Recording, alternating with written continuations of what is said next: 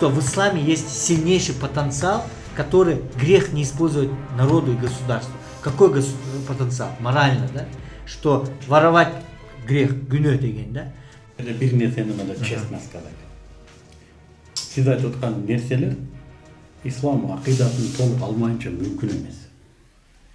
Бурдаба, адилеттүү бол дегенде, ла иляха иллаллах деген нерсени толук алмайынча, ал декларативный, иман болбосо, декоративный мусулманин.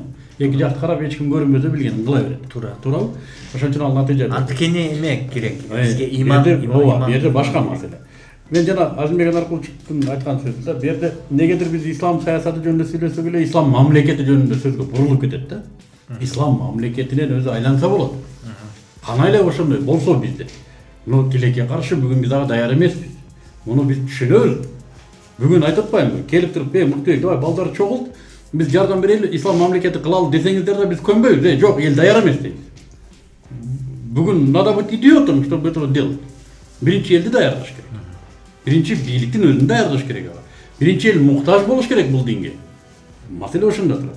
Но мен айтып аткан маселе чуть башкада турат.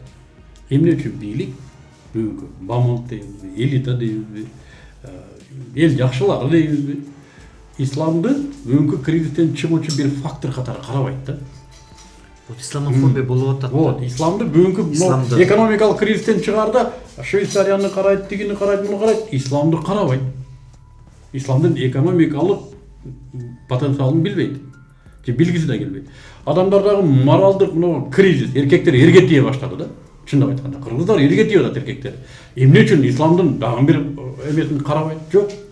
Башка нерсе. Ушул ислам мамлекетинде деле сиз айткан нерсе болуп атат. Урлук аякта да бар. Эми Эркекке тийген аерде да бар. Бирок мынчалык аерде да бар. Азимбек, мынчалык эмес. Сен айтып ислам эле болуп калса болбойт деп категоричный болбойт да. Азимбек, фактор болот да. Динибиз ислам дини. Эгерде мен муну айтпасам, мен мусулман болбой калам. Мен айтып атам, Аллахтын гана чечиминде адилеттүүлүк бар. Дейиш мага милдет. Туура. Исламда гана бунун чечими бар, дейиш мага милдет. Ал адамзаттын тилеги ушул.